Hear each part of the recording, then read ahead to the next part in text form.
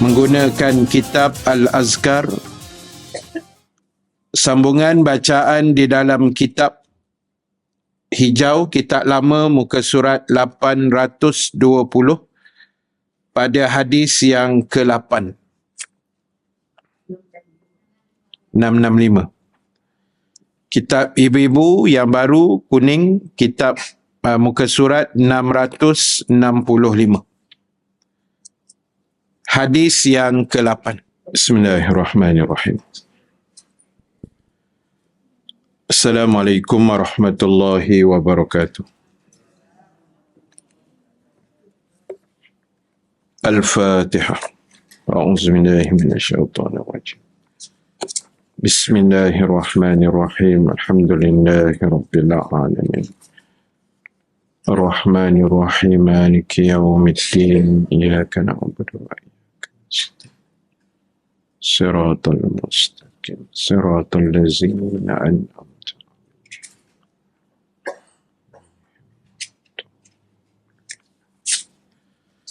Alhamdulillahi rabbil alamin. Allazi arsala rasulahu bil huda wa dinil haqq liyuzhirahu 'ala ad-din kullihi walau karihal kafirun. Ashhadu an la ilaha illallah wahdahu la syarika lah. Wa ashhadu anna Muhammadan abduhu wa rasuluh. Rabbana iftah bainana wa baina qaumina bil haqq wa anta khairul fatihin fasayakfikahumullah wa huwas samiul alim. Amma ba'd. Muslimin dan muslimat yang dirahmati Allah Subhanahu wa taala sekalian. Alhamdulillah taala, kita memanjatkan kesyukuran kepada Allah dengan keizinan daripadanya kita dapat sama-sama dipertemukan sekali lagi pada pagi ini. Alhamdulillah. Mudah-mudahan pertemuan kita mendapat kebaikan, rahmat dan keampunan Allah Subhanahu wa taala, insya-Allah. Muslimin dan muslimat, insya-Allah pada pagi ini seperti biasa kita akan sambung perbahasan dan perbincangan menggunakan kitab Al-Azkar, sambungan bacaan di dalam kitab hijau, kitab lama, muka surat 820 pada hadis yang ke-8. 665. Kitab ibu-ibu yang baru, kuning, kitab muka surat 665. Hadis yang ke-8. Bismillahirrahmanirrahim. Daripada Abu Hurairah radhiyallahu anhu, ia berkata, telah bersabda Rasulullah sallallahu alaihi wasallam, Inna Allah ta'ala tayyibun la yakbalu illa tayyibah. Wa inna Allah ta'ala amara al-mu'minina bima amara bihil mursalin. Wa qala ta'ala a'udzu billahi minasy syaithanir rajim. Ya ayyuhar rasul kulu minat tayyibati wa'malu salihah. Inni bima ta'maluna alim. Wa qala ta'ala ya ayyuhallazina amanu kulu min tayyibati ma razaqnakum. Thumma zakara ar-rajulu yutilu safar. Ash'atha a'bara aghbara yamuddu yadayhi ila samai ya Rabbi wa mat'amuhu haram wa mashrabuhu haram wa malbasuhu haram wa ghudhiya bil haram fa anna yustajabu lidzalik. Hadis sahih Imam Al-Muslim. Daripada Abu Hurairah radhiyallahu anhu, ia berkata, telah bersabda Rasulullah sallallahu alaihi wasallam, sesungguhnya Allah Ta'ala itu Tuhan yang maha baik. Dia tidak menerima kecuali yang baik. Dan sesungguhnya Allah Ta'ala memerintahkan kepada orang yang beriman dengan perintah yang telah disampaikan kepada para Rasul seperti mana surah Mu'minun ayat 51. Yang bermaksud, wahai Rasul, makanlah dari makanan yang baik-baik dan lakukanlah amal yang soleh. Sesungguhnya aku maha mengetahui apa yang kamu lakukan. Kemudian Allah berfirman Al-Baqarah 172, wahai orang yang beriman, makanlah sebahagian rezeki yang baik yang kami berikan kepada kamu. Dan kemudian Nabi menyebut dalam hadis itu, ia menceritakan tentang seorang yang menempuh perjalanan yang panjang dengan rambut yang kusut masai, penuh debu di badan, lalu ia mengangkat kedua tangannya ke langit sambil berdoa, wahai Tuhanku, wahai Tuhanku. Sedangkan makanannya adalah haram, minumannya haram, pakaiannya haram, dan makanan yang diberikannya juga adalah yang haram. Maka bagaimana dengan demikian doanya akan diperkenankan oleh Allah. Tuan-tuan, ibu-ibu sekalian, pagi ini kita sambung lagi dalam kesimpulan keseluruhan kitab ini yang merangkumkan beberapa puluh hadis ataupun sekitar 30 hadis macam tu, 30 lebih, yang mengingatkan kepada kita 30 hadis. Yang mengingatkan pada kita untuk hadis pagi ini ada beberapa perkara.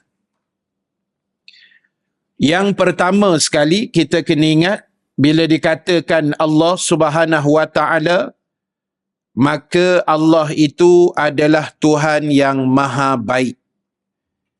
Tuhan yang sangat-sangat baik kepada seluruh makhluk, khususnya seluruh hamba-Nya. Dan baiknya Allah Subhanahu Wa Ta'ala ini tidak boleh kita nak menggambarkan kebaikannya itu kerana terlalu hebat. Terlalu baik Allah ni, kadang-kadang saya sebut dah sehari dua lepas. Ada benda yang dalam hidup kita tak pernah minta, tapi Allah tetap bagi.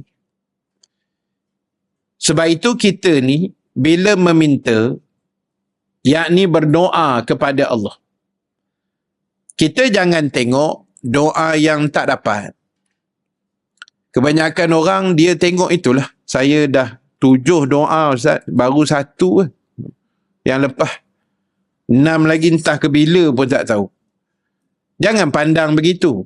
Sebab ada benda lain yang kita tak pernah minta, tapi Allah bagi. Contoh, oksigen. Saya rasa je lah, kalau ada, saya tak tahulah kan. Lepas subuh tadi kita tak ada doa rasanya, ya Allah, untuk hari Senin ni cukuplah oksigen aku sampai ke malam. Siapa ada, cuba angkat tangan, doa macam tu, saya nak tengok wajah dia sikit. Tu nampak macam hebat sangat tu, kan? Tak pernah kita doa minta bagi oksigen cukup. Sebab kita yakin oksigen tu memang cukup. Tak, kita confident gila. Oksigen tu cukup ni tak payah minta. Tapi dia bagi tuan-tuan. Allah bagi walaupun kita tak minta. Maghrib nanti malam. Dia tak minta pun. Ya Allah, malam petang gang bang maghrib kau gelap lah dunia ni bagi malam. Kami nak tidur ya Allah. Tak ada orang doa gitu. Kan? Malam kita tak pernah minta. Siang kita tak pernah minta. Cahaya matahari pun jarang orang minta. Oksigen apatah lagi. Jadi sebenarnya banyak lagi benda lain. Kadang-kadang kita minta, ya Allah kau campaklah ketenangan dalam hidup kami ya Allah. Kan? Minta ketenangan. Kita minta tapi kita tak limit berapa tak. Kadang Allah bagi lebih. Kita rasa kenapa pagi ni aku rasa tenang aja. Datang kuliah pun tenang. Selalu hari Senin kelang kabut. Kan dia panggil Monday Blues. Kan? Jadi, tapi hari ni macam tenang aja kan. Tengok muka ustaz, tenang aja. Mudah-mudahan lah kan. Sebab dah lama tak tengok kot. Jadi tuan-tuan ibu-ibu sekalian, sebab itu kita kena ingat dalam kepala kita, Allah Ta'ala ini Tuhan yang sangat baik. Sangat-sangat baik. Thayyibun. Dia sangat baik dan dia suka kepada benda yang baik. Jadi bila Allah ni dia sangat baik dan dia suka kepada benda yang baik, maka oleh sebab itu sebagai hambanya yang mengaku hamba Allah ni, so kita kena buatlah benda yang baik. Kena buatlah benda yang baik itu. Benda baik ni apa? Benda baik ni ialah apa yang Allah suruh kita buat, yang Allah kata jangan, kita tinggal. Itu benda baik dan itu orang yang baik. Dia akan jadi hamba yang sentiasa patuh dan menurut kepada perintah-perintah agama. Walaupun untuk melakukan kebaikan itu bukan benda yang senang. Bukan benda yang mudah. Kita nak mari kuliah pagi ni, ini bukan cerita senang. Kita nak sedekah duit dan tabung yang ada di belakang, itu bukan cerita senang. Kita nak datang kuliah maghrib ke malam ni, bukan senang. Banyak dia punya cabaran halangan. Tapi kalau kita boleh mengatasi cabaran yang sedia ada, itulah petanda Allah kasih pada kita. Sebab itu kita pesan dah banyak kali, doalah setiap hari, minta Allah sentiasa memudah carakan hidup kita. Allah pemudahkan segala urusan kita. Baik itu dalam soal berdoa, minta, mohon ni, kena minta. Bila lulus, bila makbul ke apa, itu bukan urusan kita lah. Kan? Yang penting minta saja, doa saja. Bulan lepas saya pergi umrah, adalah anak-anak murid yang PM tepi kan, dia kirimkan doa. Jadi saya bacalah. Sekali itu di depan Kaabah di Mekah dan sekali itu di Madinah. Bila kita ada ruang yang cantik, kita baca elok-elok doa tu. Bukan doa saya pun, doa orang kirim. Boleh tahan jugalah banyak ni. Kan, seorang-seorang bukan satu doa ni. Kan. Jadi tak apalah. Dia nak menopang, kita pun takdir Allah sampai sana, kita pun doakan. Dan saya pun tak tahu doa itu dimakbulkan atau tidak. Saya hanya doa saja. Tapi 2 hari lepas, ada yang DM balik, dia kata, Ustaz, Alhamdulillah, dia kirim berapa 6-7 jugalah doanya tu. Dia kata, Alhamdulillah Ustaz, 2 dimakbulkan. Jadi saya pun tumpang gembira. Saya pun tak tahu doa 2 tu yang mana satu, saya pun segan nak tanya. Tapi bila saya tengok, scroll balik, saya tengok yang first dia minta supaya loan dia lulus. Aku rasa yang tu dah, kan? Loan nak beli kereta. Kan? Jadi, bukan semua orang tau senang nak lulus loan. Kami ustaz ni lagilah payah nak lepas loan ni. Kan? Dengan payslip tak ada, apa pun tak ada ni. Kan? Jadi, itulah. Kita dengar-dengar tu, dia kata 2 dah lulus Ustaz. So, kita pun Alhamdulillah kan. Mungkin doa saya atau mungkin bukan doa saya, mungkin doa dia juga. Kita tak tahu. Tapi Maknanya jangan putus doa. Kami dah doa lama dah Ustaz. Palestin ni tak jadi apa Ustaz. Hari-hari makin mati ni macam mana? Doa je. Kerja kita doa. Allah ni dia maha mendengar. Allah ni bukannya pekak ke apa, bukan. Dia maha mendengar. Dia dengar semua rintihan doa orang Islam satu dunia. Dan orang bukan Islam pun. Kan? Ada yang save Palestin lah, free Palestin lah, apa doa dia. Itu doa dia juga. Jadi Allah tu dengar doa orang yang dizalimi ni akan dimakbulkan Allah. Tapi kena sabar sikit lah. Kan? Walaupun kematian makin meningkat, dah hampir mencecah, hampirlah 10,000 orang. 9,776 ke berapa entah yang terkini ni pagi tadi. Dan walaupun puak-puak jahat tu masih degil sehingga semalam masih menolak gencatan senjata. Tapi kerja kita doa je lah ibu sekalian. Sebab kita tak tahu bagaimana bentuknya pertolongan yang Allah nak hantar pada mereka. Bentuk tu kan. Bentuk pertolongan tu macam mana kita tak tahu. Walaupun ada cerita-cerita yang kita baca, kita tengok, kita dengar. Mujahidin kata kami tembak 1 peluru aja. Tapi bila bunyi tu macam 10 peluru yang sampai. Ada. Kami tembak 1 je tapi bunyi tu macam banyak pula. Kan? Letupan tu macam banyak pula meletup-letup kat seberang sana. Jadi kita tahu pertolongan Allah ni macam-macam. Ada yang kata kami belum picit pun dia punya punat nak tembak tu. Tak tahu sana dah meletup pula dah. Entah siapa menembak pula tak tahu. Jadi teruskan doa. Yang penting stand kita dengan umat Islam di sana terus kukuh. Buatlah apa yang terbaik sebab doa kita Allah akan dengar insya-Allah. Baik, jadi yang pertama yang disebut dalam hadis tadi, Allah tu sangat baik dan Allah suka perkara yang baik. Walaupun kita nak jadi manusia yang baik, manusia yang beriman dan sebagainya, ada cabaran liku dia, tapi tak apa, insya-Allah kita buat saja. Baik, kemudian dalam dua ayat yang Allah sebut Al-Baqarah dan Al-Mu'minun tadi, Allah cerita pasal pesanan dia kepada Rasul dan kepada kita umat supaya memakan makanan yang baik-baik. Memakan makanan yang baik-baik ini adalah bukanlah makna yang mahal-mahal.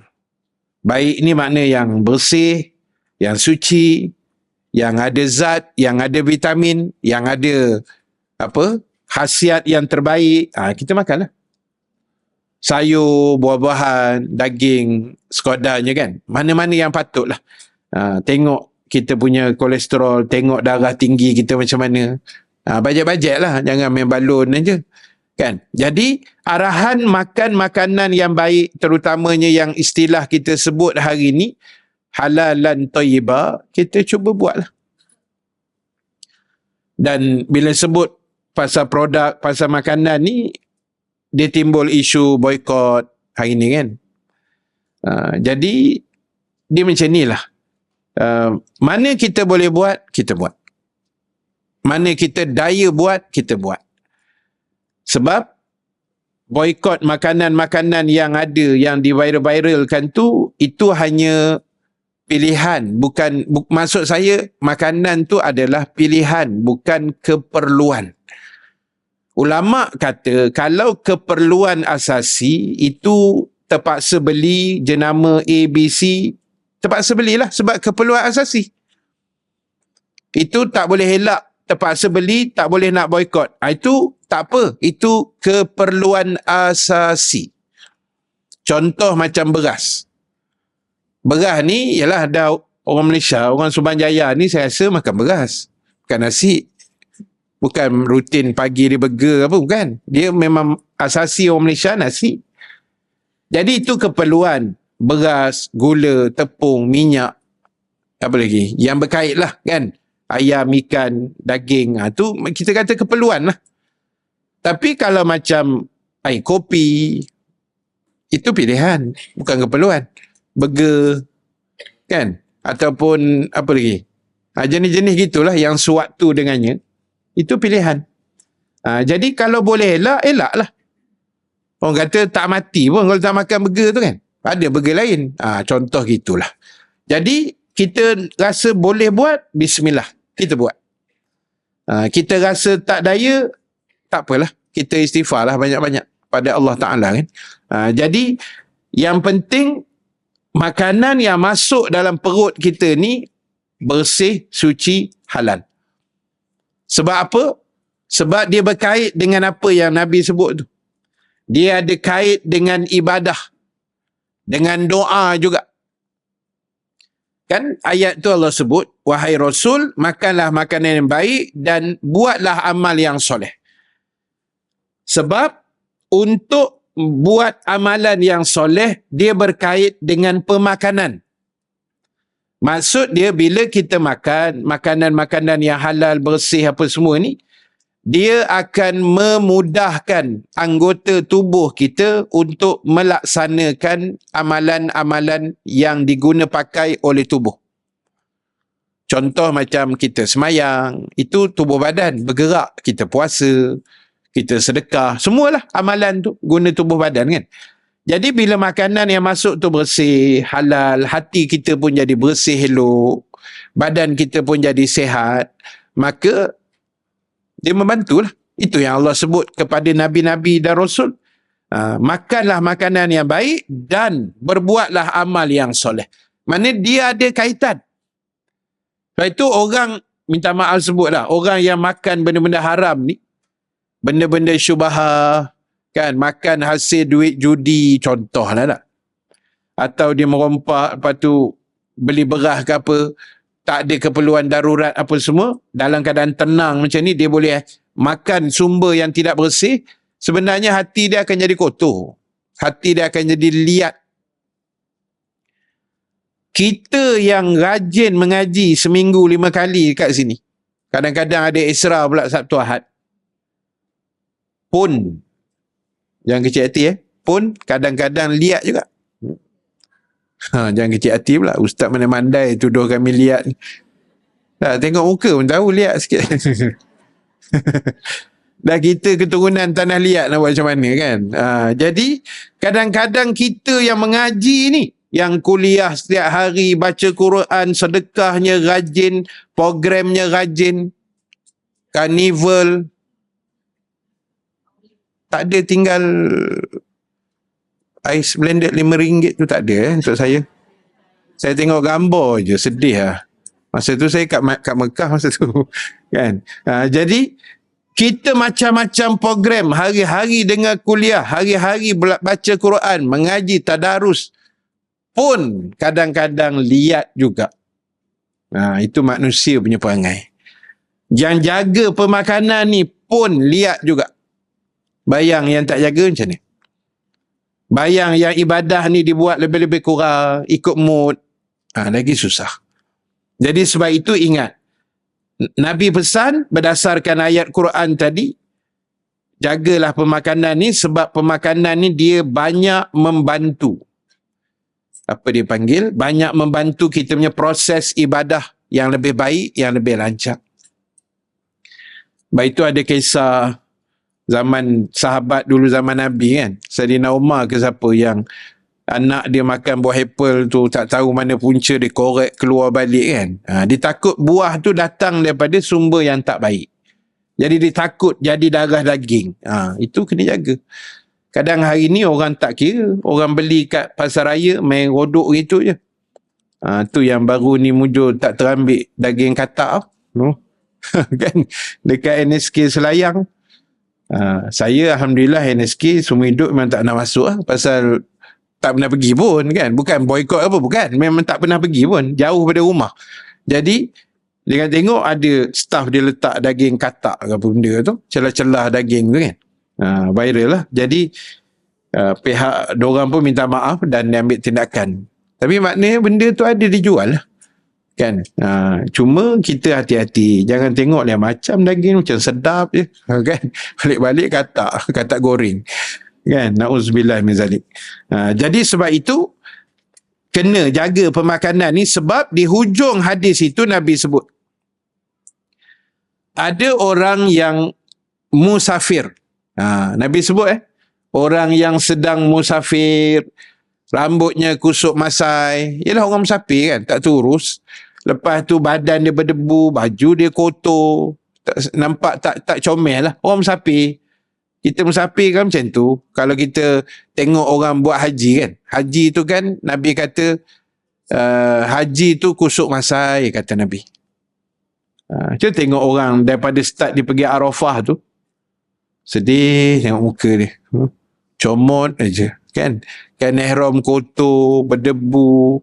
Kemudian ada tumpah air Milo sikit kat situ kan. Orang buat haji macam tu.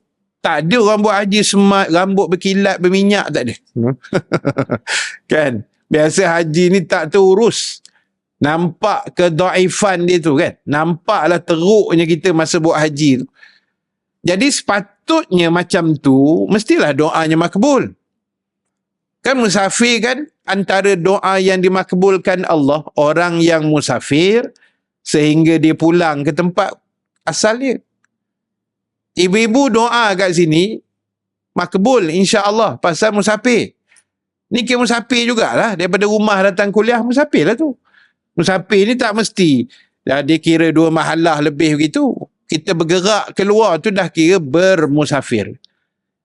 Cuma orang anggap musafir ni pergi tempat jauh macam tu kan, balik kampung ataupun pergi Mekah, pergi haji ke jalan cuti, tu musafir lah. Tapi kita keluar-keluar rumah tu pun kira musafir lah tu kan. Asasnya gitulah. Jadi sepatutnya orang musafir ni doa dia Allah ambil. Tiba-tiba kata Nabi, kawan yang kusut masai kelang kabut tadi ni menadah tangan dan dia minta, ya Rabb, wahai Tuhan. Lepas tu dia minta doa ni, lepas tu dia kata wahai Tuhan, dia berdoa lagi kan. Tiba-tiba kata Nabi, Allah tidak. Macam mana Allah nak terima doa dia walaupun dalam keadaan sepatutnya ketika itu doanya memang diterima Allah. Rupa-rupanya kerana semua yang masuk dalam perut dia sumber yang haram. Na'udzubillah min zalik. Jadi tuan-tuan ibu-ibu sekalian, benda ni benda yang sangat-sangat besar yang kita kena ambil peduli dan jangan buat tak peduli. Apa benda yang kita nak makan, nak minum, kena tengok sumbernya dulu. Pastikan halal tu nombor 1 lah. Bersih dan seumpamanya yang diajar oleh agama. Jadi ingat, orang yang banyak masuk sumber-sumber yang haram ini, antara kesan besar doanya ditolak oleh Allah. Na'udzubillah min zalik. Sebab itu doa ni penting dalam hidup. Kan saya kata tadi, kan Nabi kata doa itu senjata orang beriman. Doa itu otak bagi segala ibadah. Itu Nabi sebut mukhul ibadah. Doa tu jadi otak kepada ibadah kita. Otak tu maksud dia benda penting kan. Kita hidup ni sebagai manusia, kalau berdiri tegak satu orang atas stage ni, kan, satu orang atas stage ni dia berdiri tegak. Yang katalah dia berdiri atas stage ni, smart, bertudung, pakai kopiah ke, lawa lah orang ni. Tiba-tiba otak tak ada. Macam ni tu. Kan? Muka smart lah kan. Kulit gebu dah, tak tengok. Otak tak ada. Orang kata gila lah istilah dia kan. Orang kata gila tak betul lah. Hilang akal. Akal dia tak ada lah. Otak lah tu. Jadi, sama macam ibadah. Doa ni dia jadi otak main kepada ibadah kita. Sebab itu semua ibadah dalam Islam dia ada doa khusus. Keluar tanda, masuk tanda, semua ada doa yang khusus. Kan? Semua ada doa yang tertentu. Kita semayang doa, buka puasa doa, tengah puasa pun ada doa, haji umrah lagi banyak doa kita. Jadi sebab itu tuan-tuan ibu-ibu sekalian, jangan tinggalkan doa. Tak kira lah bahasa Melayu, bahasa Arab, doa Quran, doa hadis ke doa ulama' mana sekalipun kita ambil. Yang penting tahap keikhlasan kita ketika kita berdoa itu. Itu yang paling penting, itu yang paling mustahab. Kena ingat. Sebab pesanan Nabi dalam hadis yang ke-8 tadi, keutamaannya adalah kita menjaga pemakanan kita, insya-Allah. Baik, hadis yang ke-9. Nabi SAW pernah bersabda, la darara wa la dirara. Tidak boleh memudaratkan diri sendiri atau mempersulitkan atau menyusahkan diri sendiri, dan tidak boleh pula menyusahkan orang lain. Jadi dalam agama ni ada satu kaedah, iaitu la darara wa la dirara. Pertama, jangan kita menyusahkan diri kita.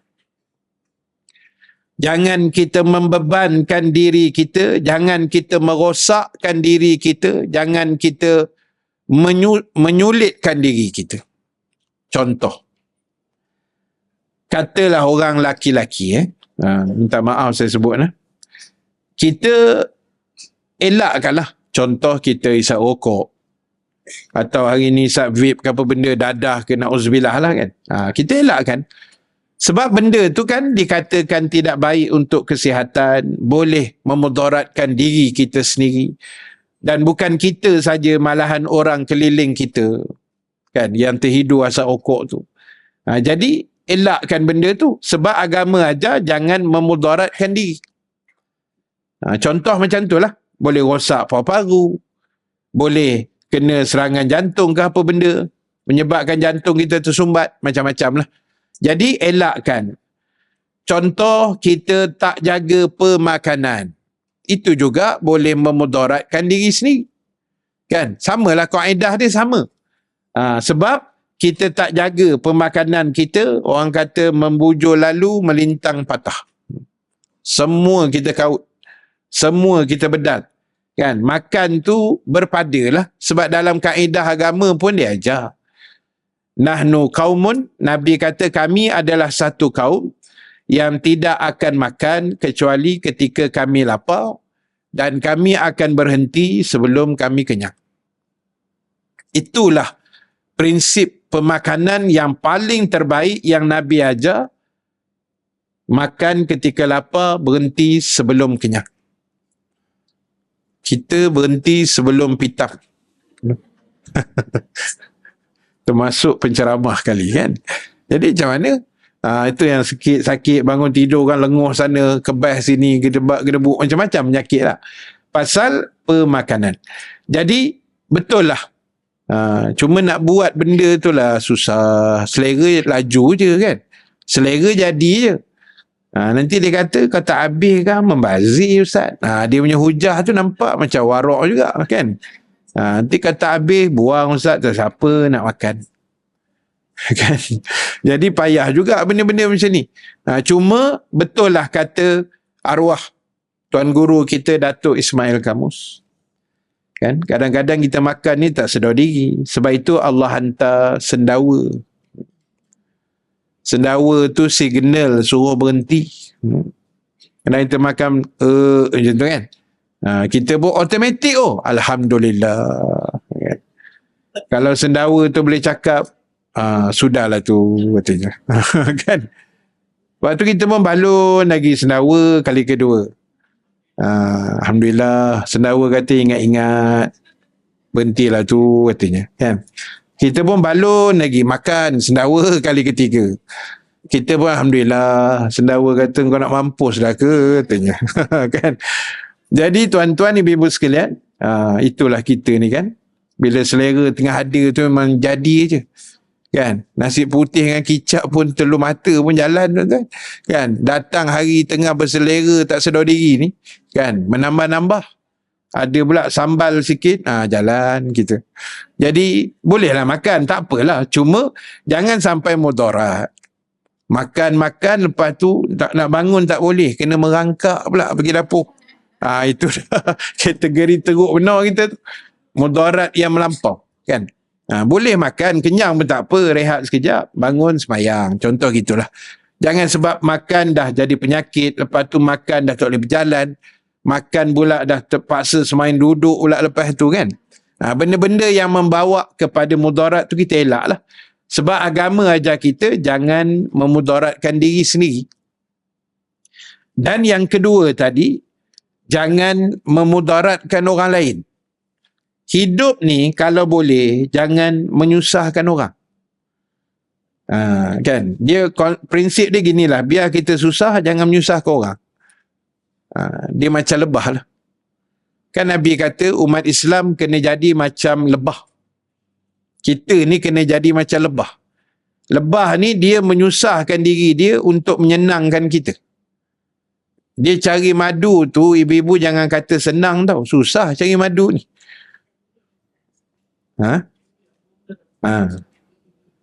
Susah cari madu. Tak. Aku susah lah bercakap macam ni. Yang ibu-ibu macam tak puas hati je ayat saya, kenapa? Saya cakap madu lebah. Dah semua tengok je muka ustaz macam, ustaz ni lain macam ni. Tak, saya ikhlas, saya cakap madu lebah. Ibu-ibu senyum, saya tahu dah mesti kona ke lain. Memanglah ayat saya susah cari madu, saya kata. Susah kan? Susah bagi lebah, bukan bagi kita. Kan ayat saya dengan cerita lebah tadi. Nabi kata kena jadi macam lebah. Kesian lebah, dia menyusahkan diri dia. Kan saya kata susah dia cari madu. Ayat saya macam tu kan tadi. Tu yang ibu-ibu laju sangat konanya kenapa? Kan? Jauh perginya kan. Bawa bertenang. Ambil nafas dulu. Baik, susahnya lebah ni, saya baca dalam satu buku, tajuk dia Lebah Madu. Bukan madu lebah. Lebah madu tajuk dia. Lebah yang bekerja untuk cari madu. Kalau kita baca, ya Allah kesian lebah ni. Dengan shift. Dia ada shift. Shift yang cari-cari. Shift yang jaga sarang, jaga sarang. Sebab kalau malam, sarang lebah tu mesti tebal. Besar. Sebab dia kena cukupkan suhu nak supaya dikepung. Dia berlapis-lapis lebah tu dekat sarang tu. Supaya madu dia tidak beku. Nampak hebatnya Tuhan ajar lebah ni. Bila siang, lebah kurang sebab dibantu cahaya matahari. Malam tak ada cahaya, suhu tak ada, cahaya matahari tak ada. Jadi bila malam, sarang lebah tu akan tebal macam tu. Sebab semua lebah akan bersusun, bertenggek satu sama lain. Supaya suhunya jadi cantik. Madu yang mereka dah kutip simpan dalam sarang tu jadi elok, tak beku, tak rosak dan sebagainya. Hebatnya Tuhan buat. Punya susah lebah nak atur benda Allah tu. Tahu-tahu kita ambil jolok-jolok, makan. Tak, senang kerja kita kan. Jadi, yang susah lebah. Dia menyusahkan diri dia nak menyenangkan manusia. Nampak? Jadi, itu sebablah Nabi kata kita kena jadi macam lebah. Biar diri kita susah, jangan menyusahkan orang. Parking kereta jauh sikit tak apalah, biar kita susah jalan. Ni parking depan-depan masuk, parking OKU. Contoh. Tapi tadi parking OKU kosong, tak ada orang masuk. Tu yang saya berani cakap. Kan? Jadi kita pun nak menting diri sendiri biar menyusahkan orang. Alah, mana ada OKU dekat geng Afalah ni Ustaz. Semua saya tengok simak dia okey je semua. Manalah tahu. Tiba-tiba ada pula orang KU mana singgah semayang duha ke. Mana kita tahu. Kan. Tandas awam. Tandas OKU. Kan. Dan sebagainya lah. Jadi maknanya jangan mementingkan diri. Biarlah kita susah sikit tak apa. Jangan menyusahkan orang. Kadang-kadang hari ni hidup manusia ni suka susahkan orang. Tadi ada saya tertengok satu video TikTok, satu orang perempuan ni dia tengah mandu malam daripada Pening balik KL. Tengah mandu dia kata kereta dia macam tak sedap. Dia rasa hati dia tak sedap, kereta dia macam ada something lah. Malam. Ini bukan cerita hantu bukan. Dia rasa bawa tu hati tak sedap. Memang Tuhan tu dia kaya kan. Kita bila bawa kereta, bila hati tak sedap tu kita berhentilah sekejap kan. Adalah something dekat kereta kita tu. Sebab sekarang ni kereta kita bukan kita je naik, ular pun tumpang.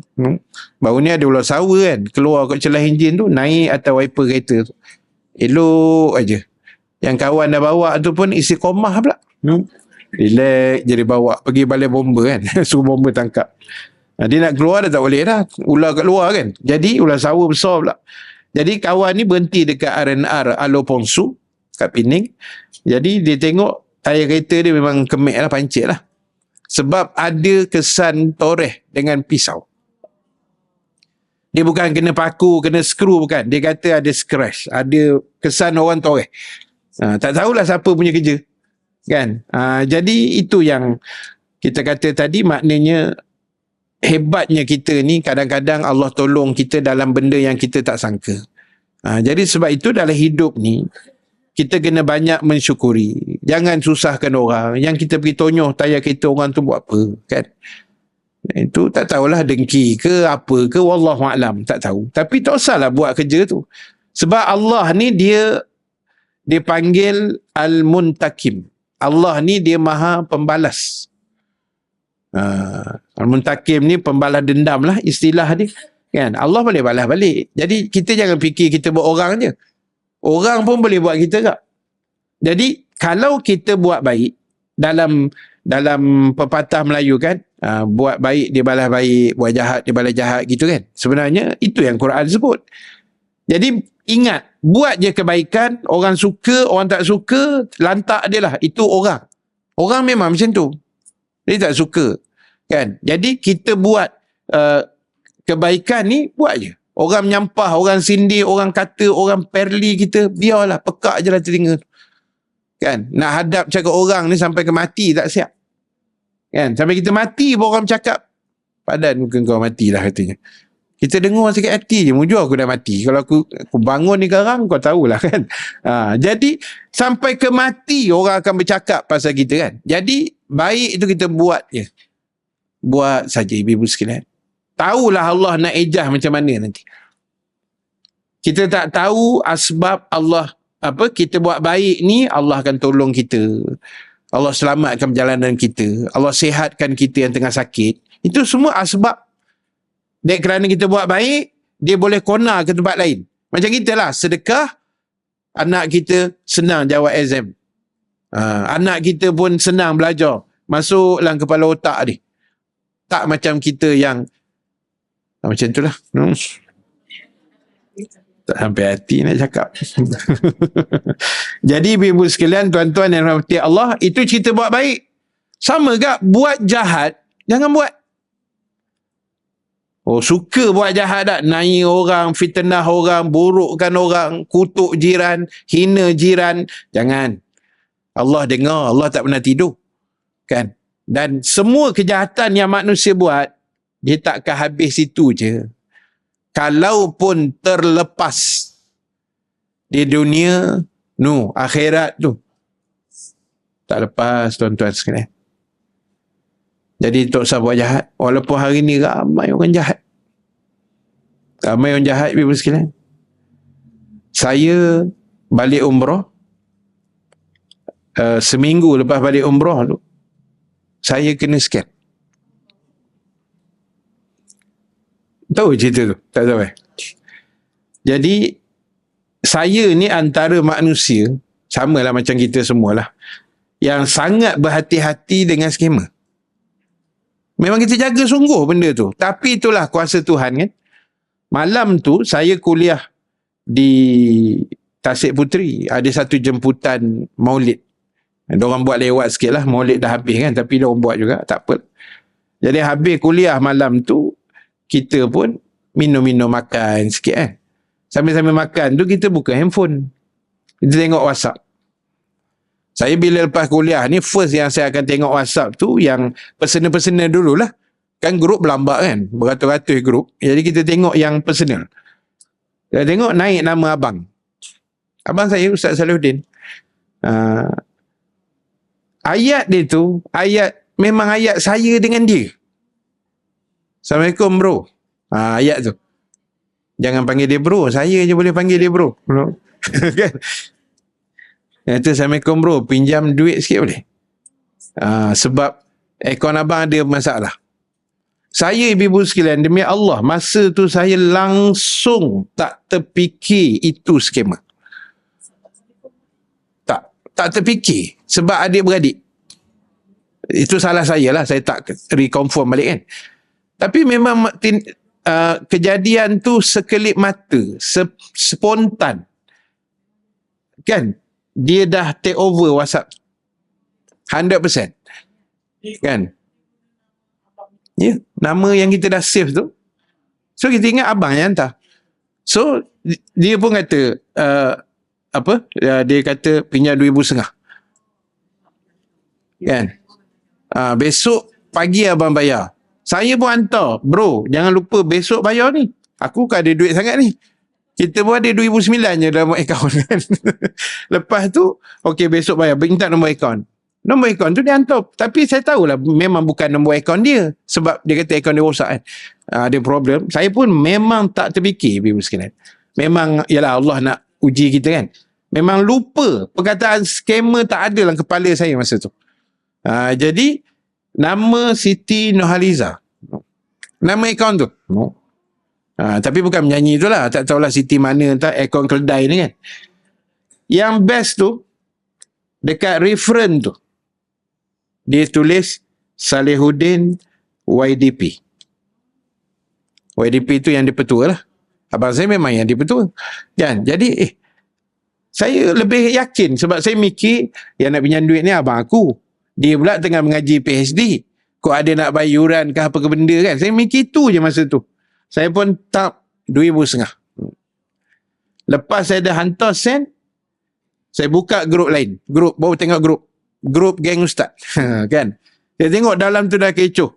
Woi, telefon Ustaz Salihuddin dah kena hack. Sudah, aku baru tekan 2,500 je. Kan. Menyandor kejap. Telan nasi pun dah tak turun lepas tu. Kan. Padan dengan muka kan. Jadi, apa yang berlakunya,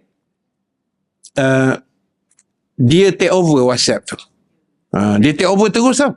Sebab chat lama semua ada. Jadi mana kita nak syak? Bahasa kita dengan abang. Jadi, malam tu rupa-rupanya, yalah abang saya ni dia banyak kontak. Simpan kontak datuk lah, datin, anak murid hebat-hebat semua kan. Yang kita dapat tahu dekat 20k dia dapat satu malam. Malam tu saja. Itu yang kita dapat trace. Ada Kak Iyam daripada Shah Alam mana entah 2,500. Ya, macam ibu-ibu lah. Tiba-tiba dapat WhatsApp dari saya. Kesian ustaz nak pakai duit ni. Kok ada urusan apa penting. Kadang tak terfikir. Memikir ustaz. Kita pula memikir abang. Kan? Jadi, leboh lah. 2,500 kan. Saya pun telefon anak murid Maybank. Saya guna Maybank kan. Tapi dari segi undang-undang bank, memang kita salah lah. Siapa suruh kau transfer? Macam tu kan. Tapi sajalah kita try kot lah ada rezeki kan. Dia kata, saya cuba Ustaz tapi tak boleh janji lah. Selalu memang tak dapat Ustaz. Sebab lepas dia Ustaz transfer saja, dia akan terus pindahkan duit tu. Akaun B, dia akan daripada B, dia pindah C, C pindah D, D pindah E sampai Z Ustaz. Memang tak jumpa punya. Jadi pengajaran dia, hati-hatilah. Dan selepas itu, banyak anak murid Ustaz Salihuddin yang phone dia pula kena. Sebab dia dah pegang nombor banyak kan. Jadi dia try. Dia pula hack pula nombor WhatsApp orang tu. Ada anak murid 2-3 orang kena. Ustaz pun kena juga. Ustaz lain. Jadi handphone dia dah kena hack lah. Mana dia punya WhatsApp tu dah kena pegang. Jadi nak dapat balik memang tak boleh. Jadi tukar nombor telefon baru. Itu jalan selamat dia. Jadi saya cerita benda ni supaya kita hati-hatilah. Saya tu habis hati-hati lah tu. Kan? Biasa dia guna link. Link tu kita dah tahu dah kalau link ni bukan-bukan ni tak salah. Tapi kali ni dia guna betul-betul dia take over WhatsApp tu. So bahasa tu bahasa kita. Ejaan boleh ni sama. Dia eja boleh macam mana? B-O-L-E-H kan? Abang saya eja B-O-L-I-H. Eja-eja orang dulu-dulu punya. Kan? Adalah bahasa-bahasa lama yang saya trace tu. Masa memang tak terfikir. Yalah, benda dah takdir berlaku kan. Jadi pengajaran dia lepas ni kena reconfirm dulu.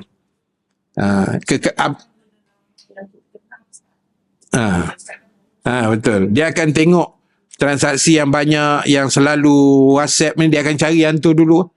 Kan? Dia tengok tu. Dan abang saya seorang lagi, Ustaz Alim pun dapat mesej tu. Tapi Allah selamatkan dia lah. Pasal dia reply lambat.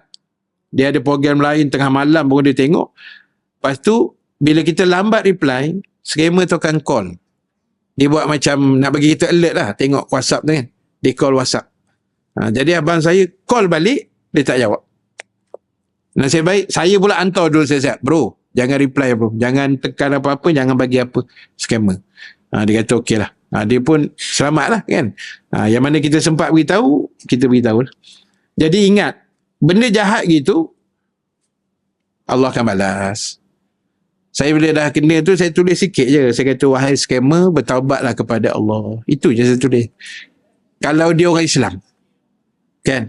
Sebab pada saya gini, kalau aku nak maki dia pun, duit dah tak ada dah. Duit dah terbang. Maki-maki pun dapat dosa. Baik kita tulis ayat nasihat sikit. Saya tulis, wahai scammer, bertaubatlah kamu kepada Allah. Janganlah buat benda ni lagi. Dah. Dia baca lah tapi tak tahulah respon dia macam mana kan. Jadi ibu-ibu sekalian, ingat. Allah ni dia adil. Yang Allah suruh kita buat ni, buat benda baik. Jangan buat benda tak elok lah. Jangan.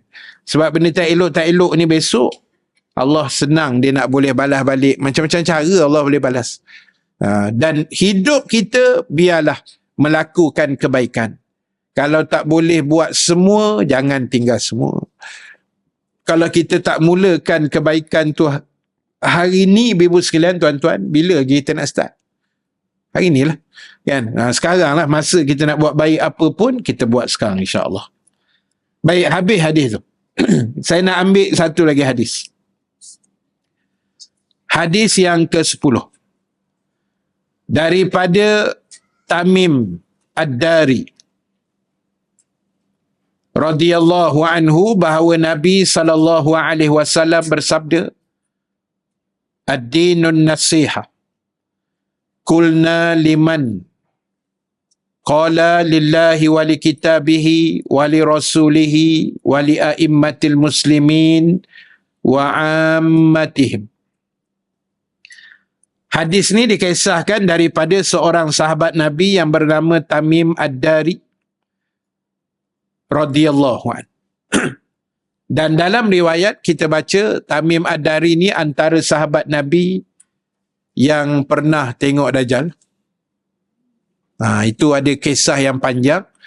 Dia ni satu hari dia pergi tangkap ikan. Dia macam nelayan lah tepi laut kan. Pergi tangkap ikan. Akhirnya bot mereka naik itu telah dipukul ribut. Terdampar di sebuah pulau. Dan situ dia jumpa satu binatang yang berbulu lebat. Binatang tu boleh bercakap. Dan sampai lebatnya bulu binatang ni, dia tak tahu mana kepala mana ekor dia. Punya lebatnya dah tak tahu mana satu ujung, mana kepala mana ekor kan. Dan bila bercakap-cakap tu, akhirnya dia jumpa satu orang dalam gua tu, dalam tempat di pulau tu yang terikat kan, berantai. Dan dia dialog lah dengan orang tu. Dia tanya, Nabi akhir zaman dah wujud ke belum? Tanyalah soalan-soalan berkait dengan Nabi. Kebanyakannya, rupa-rupanya itulah Dajjal yang dirantai. Kan? Dia akan keluar zaman kita lah kot kan. Na'udzubillah lah. Dia akan keluar lah satu masa besok. Dan bila dia balik, dia ceritakan Nabi, Nabi mengiyakan benda itu. Jadi, disebutlah bentuk dia macam mana. Kan? Mata dia sebelah apa semua macam-macam lah. Jadi, hadis ni dicerita oleh Tamim Ad-Dari radhiyallahu anhu. Nabi kata agama itu adalah nasihat. Agama ni bentuknya adalah nasihat menasihati. Itu agama kita. Lalu sahabat bertanya, kulna liman? Kami bertanya, nasihat siapa? Nasihat pertama daripada Allah. Nasihat daripada kitabnya, yakni Quran. Nasihat daripada Rasul dan pemimpin orang Islam dan seluruh umat Islam. Maksud hadis ni, agama ni adalah keseluruhannya berbentuk nasihat, ingatan, pengajaran, peringatan. Itu agama kita. Baik itu kita dengar kuliah ni apa bentuk dia? Nasihat lah. Semua ustaz, ustazah yang kita jemput di atas stage ni, semua bagi nasihat. Itu agama. Agama kata jangan buat yang ni. Itu nama dia nasihat. Jangan buat macam ni. Yang ni elok buat, ni buat sikit tak apa, ni jangan buat. Contoh. Itulah nasihat. Dan nasihat itu, of course lah yang pertama datang daripada Allah. Pesanan-pesanan yang Allah rakamkan, yang Allah pesan pada kita, nasihat, ingatan Allah, kita kena ikut. Yang kedua tadi daripada kitab, yakni Quran dan kitab-kitab yang lain lah. Zabur, Injil, Taurah dan sebagainya. Kan? Sebab itu kita ni, saya nasihat untuk saya jugalah. Kadang-kadang kita ni lupa kan. Sebab itu kita ni dengan Quran, kita jangan jauh lah. Kan? Jangan jauh. Kalau kita tak daya nak baca, kita dah pesan banyak kali, dengar orang baca.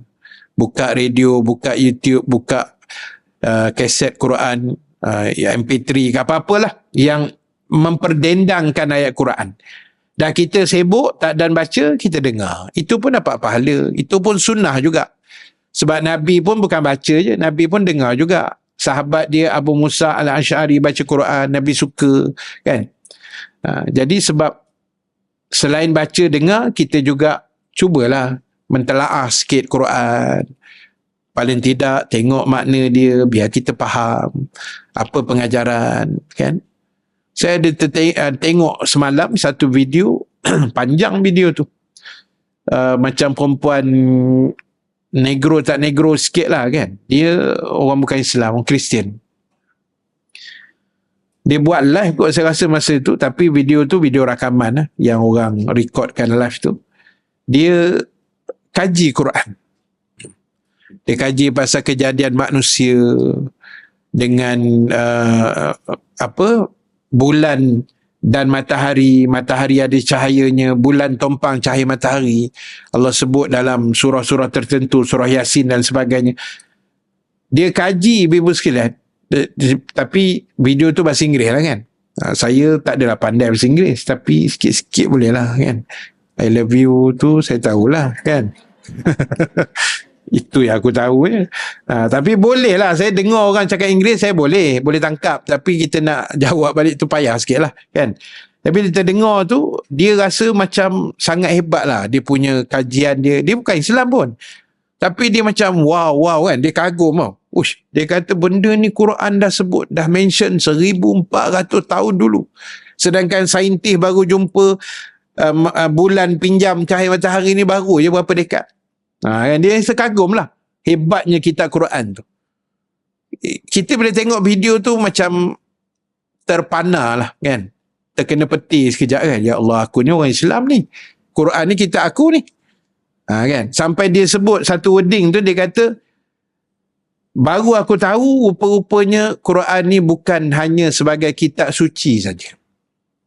Yalah, pada kita anggap Quran tu memang kitab suci kan. Tapi dia sebut Quran tu sebenarnya bukan kitab suci, tapi segala tok nenek ilmu ada dalam Quran. Betul lah tu dia cakap tu betul. Mudah-mudahan dia dapat hidayah lah kan. Kita tak tahu. Itu asbab dia barangkali kan. Saya terjumpa satu video tu semalam, tapi sambungan tu tak jumpa lagi. Jadi nak sebut kalau orang bukan Islam ada yang bersungguh dia. Dia sebut surah apa ke semalam? Dia ada sebut nama surah Al-Hajj, dia ada sebut semalam. Dia cakap surah Al-Hajj dia sebut. Kan? Sedap bunyi dia. Jadi dia pula boleh bersungguh, takkan kita, Quran tu kita punya. Kitab suci kita yang Allah turun pada Rasul kirim pada kita. Tiba-tiba kita buat lebih kurang kan, buat tak peduli, buat ya tak ya, acuh tak acuh. Rugilah kita. Baik, kemudian yang ketiga, nasihat daripada Rasul. Apa yang Nabi sabda, yang Nabi pesan, yang Nabi tunjuk, yang Nabi ajar, kita kena ikut, kita kena beriman, kita kena akur. Walaupun kadang-kadang mungkin nafsu kita tak setuju, tapi dah itu aturan agama, nak buat macam mana? Orang perempuan kena tutup aurat. Bukan wajib pakai tudung, tapi wajib tutup aurat. Tak kira lah. Ibu-ibu nak pakai tudung ke? Datang kuliah nak pakai telekung ke? Datang nak pakai kotak ke? No? Tudung saji ke? Ikutlah. Janji tutup aurat. Kan kaedah dia macam tu. Kan? Jangan kita salah faham. Wajib menutup aurat. Bukan wajib pakai tudung. Macam ibu-ibu lah semayang. Orang tanya juga, Ustaz semayang ni orang perempuan wajib ke pakai telekung? Tak. Dia wajib tutup aurat. Tapi yang ibu-ibu beli telekung SK 100 lebih, 200 lebih tu pasal apa kan? Pasal mudah. Serelum je settle masalah. No? Dalam t-shirt koyak je kan? Senang. Macam aku tak tahu, aku pun ada bini kat rumah kan? Jadi serelum je senang. Ada apa tutup sampai ke bawah semua. Kita tengah masak kat dapur, tin-tin, JNT sampai. No? Apa nak dipakai dah, telekung, senang. Sampai ke bawah, settle masalah. Orang JNT pun heran, apa makcik ni pukul 9 pagi bertelekung ni kan. Dia tak tahu itu yang paling senang. Tuhan, Alhamdulillah. Baguslah orang falah ni kan. Beriman sungguh. Jadi orang JNT pun pening kan tengok aku ni datang rumah makcik ni mesti bertelekung ni kan.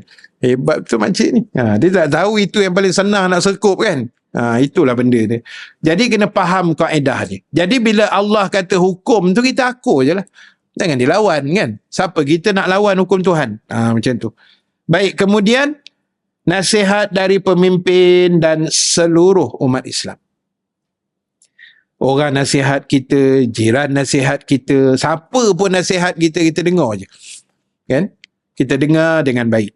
Sebab nasihat itulah sebenarnya kadang-kadang dia akan menyuntik hati kita, menjentik hati kita, akan bagi satu pesanan yang terbaik untuk hati kita. Sebab itu agama ajar kita nasihat. Dengar kuliah, dengar syarahan agama, dengarlah kuliah-kuliah apa pun yang baik-baik ini kita dengar lah. Kan? Yang tak baik tu kita elakkan. Sebab hati manusia ni dia senang berubah, ibu-ibu sekalian. Kan? Dia senang berbolak-balik, dia senang bertukar. Jadi apa pun kita kuatkan hati kita dengan banyak baca Quran, banyak ingat pada Allah, banyak berzikir, berselawat. Sebab benda-benda ni adalah rutin harian hidup kita masing-masing. Yang kita tak boleh nak pisah-pisahkan. Rugilah dalam usia yang kita ada ni. Yang kalau saya tengoklah betul-betul depan saya ni kan. Sabar. Saya belum cakap lagi. Sabar. Nervous Pada ustaz nak cakap apa pula ni kan. Tak, saya nak cakap macam ni. Yang depan saya ni semua lebih berusia daripada saya. Itu bahasa lembut lah. Ya? Kalau kasar sikit, lebih tua daripada saya. Mana saya paling muda dalam ni. Rasa-rasanya lah. Konon-kononnya kan. Jadi dengan usia kita yang dah makin hari makin tua ni. Saya pun panjang umur tahun depan masuk dah kelab 5 series. Kan? Tahun depan ni, tahun ni 49. Jadi kalau panjang umur, lagi panjang umur, tahun depan kita hidup, lagi tua kita kan. Jadi orang kata dah tua macam ni, apa yang kita nak buat lagi tak? Tak ada apa dah ibu-ibu sekalian. Nak kejar dunia, tak larat nak kejar dah. Kan? Dunia ni kita dah puas dah. Jadi apa yang ada hari ni, kita buatlah bekalan yang terbaik, bekalan yang paling indah dalam hidup kita, itulah kita nak bawa. Orang Palestin tu tak apalah, kita dengar mati tu kita kesian, tapi diorang dapat dah syurga insya-Allah. Habuan diorang yang tu. Itu habuan diorang. Sebab itu saya dengar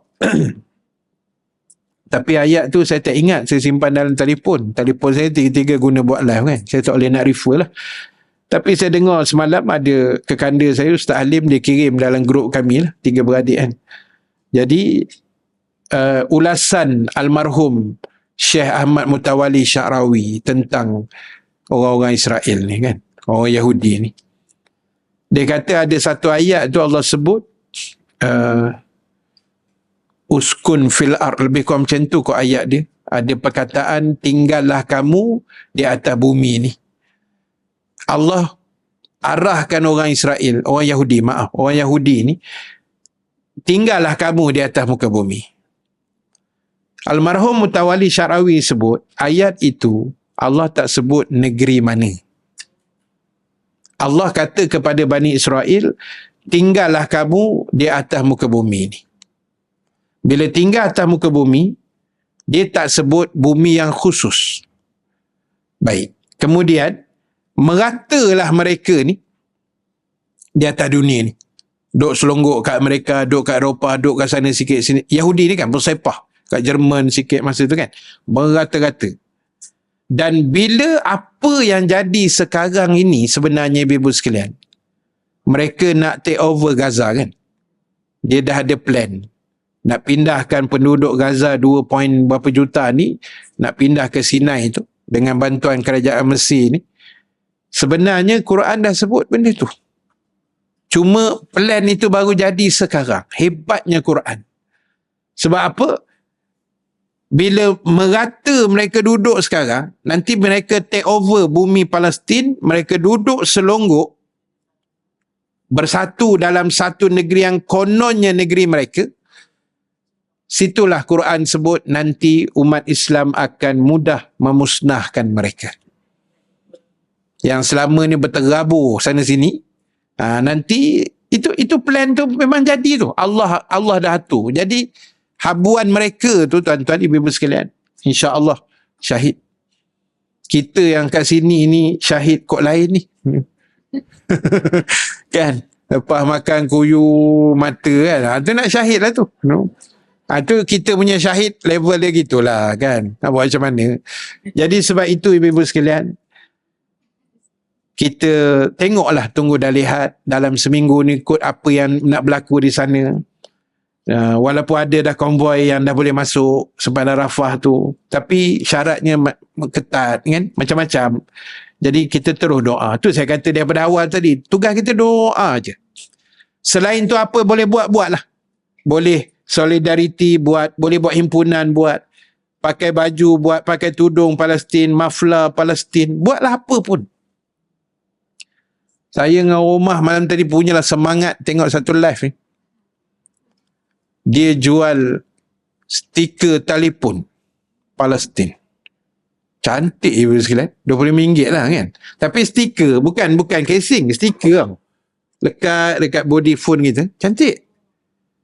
Tengah sedap-sedap live dia bubur. Kalau TikTok dia panggil beg kuning tu kan. Tengah-tengah live tu baru nak order, hilang pula beg kuning.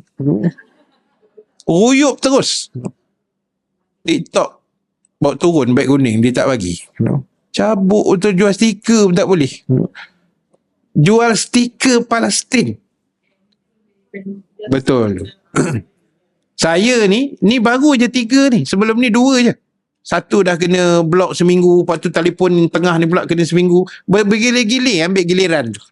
Giliran kena blok. Pasal aku hentam Israel lebih sangat kan. Pun kena juga. Konten kita yang sebut binatang tu pun kena juga. Jadi apa nak buat? Orang jual stiker pun kena malam tadi. Kesian akak tu kan. Dia buat sendiri stiker tu. Cantik dia buat. Ada bling-bling sikit. Cantik lah. Memang cantik. Kan? Tertahu dah ruyuk pula lah. Orang report ke, memang TikTok pun turun ke, wallahualam tak tahulah. Tapi itulah cabaran ni kan. Tapi tak apalah. Mana boleh kita buat-buat. Saya minggu depan, hujung minggu ni, Jumaat, Sabtu, Ahad, Isnin, balik Kedah. Abang saya, anak dia kahwin, anak buah saya lah. Jadi, hari Ahad malam tu saya dengar dekat Stadium Daraman Kedah buat. Geng Kedah buat Solidarity Palestin kan. Extend pula 1 hari kan, untuk Palestin punya pasal kan. Carilah hotel sana, kita booking. Seronok kan. Itu kita rasa macam kebersamaan tu kan. Kita nak buat benda lain. Ada orang kata tak payahlah ustaz pergi bertempik, bertakbir. Takbir pun tak boleh. Punya takut kan. Tak apa nak dijaganya, tak tahulah. Jadi dia kata daripada ustaz berjalan, berharap, berpeluh, bawa bendera, tak ada ujung pangkal, baik ustaz pergi Palestin. Ini pun bengong juga ni. Itu senang je aku. Memang bengong sungguh lah. Kau agak-agak lah sikit kan. Bercakap tu tengoklah kiri kanan. Jangan main serbu je. Tak betul. Saya kena tu masa saya tengah buat live. Saya pergi yang KLCC tu lagi. Yang himpunan 50K tu kan. Ramai tu 50K. 10,000 target tapi lebih saya rasa. Kepala buat ekor saya tak jumpa. Kan? Kita dah sampai seberang kedutaan US. Ekor dia melengkor sampai tamu haji pusing ke belakang. Tak jumpa ekor. Lebih lah saya rasa. Itu pun saya tengah live. Ada seorang komen. Saya rasa dia baru lepas minum air ketum, saya rasa. Dia kata, Ustaz, tak payahlah beria-ria, bertempik. Baik Ustaz je pergi Palestin. Sangat hati kat aku masa tu kan. Kita dah lah berpeluh-peluh dengan kuyuk, dengan hujan pula masa tu sikit kan. Tapi seronok lah. Dah, itulah kita punya kemampuan. Dah kalau Allah tanya besok macam mana? Kan? Jadilah macam burung pipit tu kan. Yang tolong padam api Nabi Ibrahim walaupun dia tahu takkan padamnya. Jadi itulah yang kita nak. Buatlah apa pun ibu-ibu sekalian. Asalkan doa kita jangan putuslah untuk mereka. Dan doakan juga untuk puak-puak mangkuk ayun tu supaya tak boleh sebut banyak kan, kena padam live kan. Kan. Mangkuk ayun tu dia tak tahu sangat. Jadi kita doakanlah biar lingkup lah puak-puak tu semua apa kejahatan jahat dia balik ke batang leher dia sendiri kan, perancangan jahat dia patah balik, biarkan kat dia lah, biar dia lingkup atas muka bumi ni kan, hidup menyusahkan orang. Saya yang paling sebab semalam pasal dia bom pula Universiti Azhar tu. Semalam Universiti Azhar cawangan Palestin, bukan kat Mesir, cawangan Palestin kat Gaza. Sehari sebelum tu 2 masjid dia bom. Sekolah PBB punya dia bom. Konvoi ambulan pun dia bom. Bukan konvoi ambulan kosong yang bawa orang sakit tu. Habis mati orang tu kan. Jadi tak apa jenis lah manusia ni. Kita tak faham. Tapi itulah Quran dah cerita dulu kan. Kalau tidak takkanlah Nabi sampai halau puak-puak Yahudi tu. Dalam habis perang Khaybar tu sebab diorang khianat dekat Nabi buat perjanjian, tikam Nabi kat belakang. Akhirnya Nabi halau keluar daripada Madinah. Berambus semua keluar. Nabi halau keluar. Kan? Yang ada dibunuh. Sebab jahat sangat. Nabi-Nabi pun dia gergaji begitu. Nabi Zakaria kan? Dia gergajinya pinggang. Terbelah dua Nabi Zakaria. Tak pasal-pasal je. Jahat tuan-tuan, ibu-ibu sekalian. Jadi itulah yang saya nak sebut sebelum live saya kena padam. Jadi kita berhenti dulu untuk pagi ni. Yang hadis yang ke-11 insya-Allah 2 minggu akan datang. InsyaAllah 2 minggu akan datang. Mudah-mudahan dengan izin Allah Subhanahu Wa Taala. Terima kasih pada tuan-tuan, ibu-ibu yang hadir dalam dewan kita pada pagi ini. Dan 600-700 yang menonton kita pada pagi ini. InsyaAllah mudah-mudahan saya ada 2 perkongsian ringkas untuk saya share dengan ibu-ibu sekalian, tuan-tuan juga. Yang pertama macam biasa, saya mohon laluan untuk kutipan tabung kebajikan dan juga tahfiz Al-Fadil Ustaz Farhan Suhud lah, di kampung Sungai Pagi Behran. Dan yang kedua, pagi ni saya ada bawa satu jualan, tapi jualan tu ada dekat kereta saya lah. Jadi kalau ada ibu-ibu, tuan-tuan yang nak beli, tunggu saya sekejap dekat kereta. Sementara saya nak tutup live ni kan, saya siap, saya terus pergi kat kereta lah. Saya bawa special sikit sebab kita baru cerita pasal makanan yang baik-baik kan. So saya bawa buah anggur pagi ni. Buah anggur ni hasil hasutan Al-Fadil Ustaz Farhan. Ustaz Farhan yang hasut saya suruh jual buah anggur ni kan. Mana? Oh tak ada. Itu dia je yang bawa. Sebab kita lain-lain supplier kan.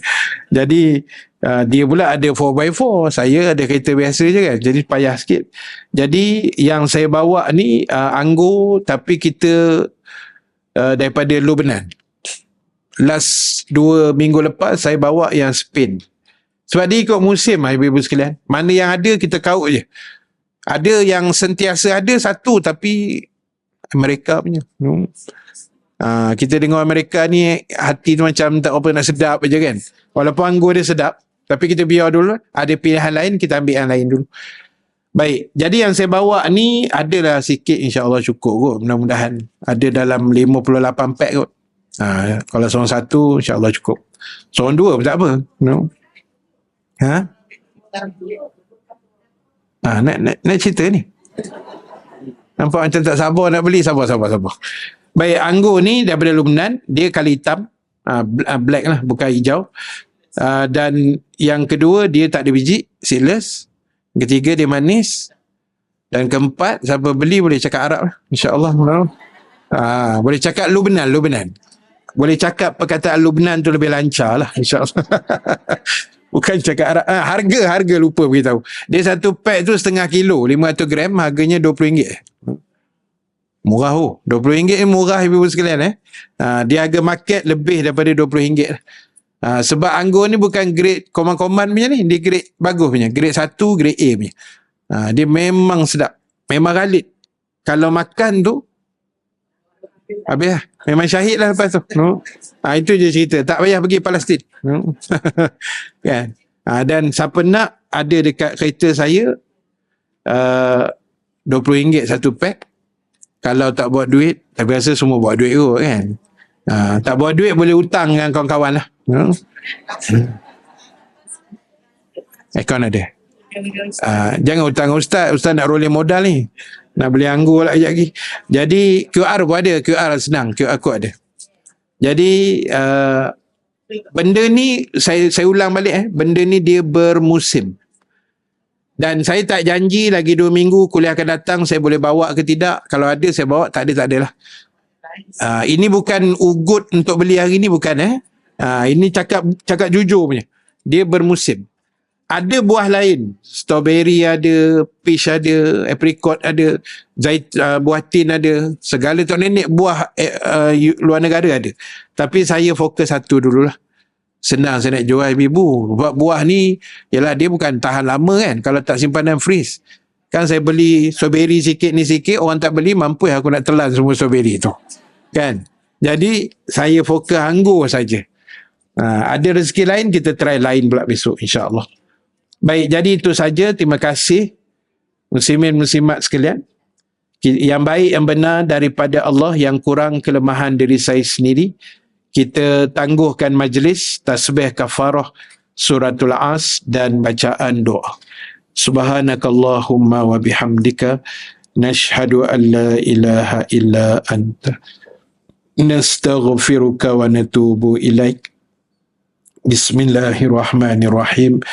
Wal asri innal insana lafi khusr illa allazina amanu wa amilus salihat wa tawasaw bil haqq wa tawasaw bis sabr. Bismillahirrahmanirrahim. Alhamdulillahi rabbil alamin. Wassalatu wassalamu ala asyrafil anbiya'i wal mursalin Sayyidina Muhammad wa ala alihi wa sahbihi ajma'in. Allahumma ja'al jam'ana haza jam'an marhuma wa tafarruqana min ba'dihi tafarruqan ma'suma wa la taj'alillahumma fina syaqiyyan wa la mahruman wa la matruda wa sallallahu ala sayyidina Muhammad walhamdulillahi rabbil alamin. Assalamualaikum warahmatullahi wabarakatuh.